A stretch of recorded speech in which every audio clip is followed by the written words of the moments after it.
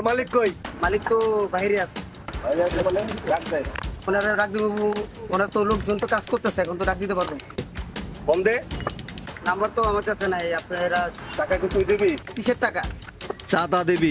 আমার মহাজনটা বলছেন কর্মচারী হোক আর যাই হোক, এখন তুই আসস, টাকা তুই দিবি। না ভাই, আমি টাকা পাবো কই? আমার মালিক হলে বুঝবেন আপনি। এই দেখ ওই কি বলে। তুই টাকা দিবি না? বস আপনি খালি একবার আমার অর্ডার দেন, পরে মাইরা প্যাকেট করে আমি ওর বসের কাছে পাঠাই দিব। বস ও তো আপনার কথা শুনতেছে না, ওকে কি করবো? ওকে মেরে ফেলি। প্যাকেট করে বসের কাছে পাঠাই দেই। ভাইয়া ভাইয়া ভাইয়া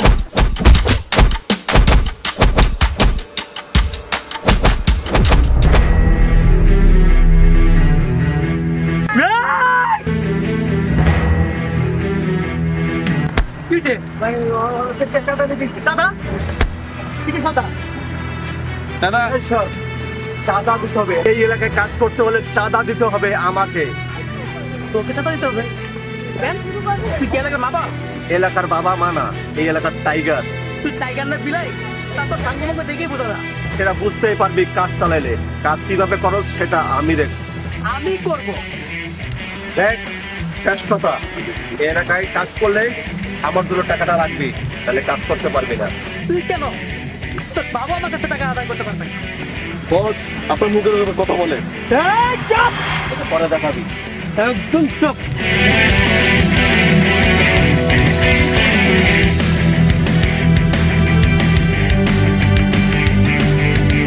মুখে অনেক কিছু বলে, বাস্তবতাটা অনেক কঠিন। আমার এখানটা বাইরে টাকা ফাটাই ফেলাইছে আমার। তোর কষ্ট হচ্ছে না? অনেক কষ্ট আমার। ভাই তুই টেনশন করিস না, ওদেরকে আমি দিকে নিব। চল।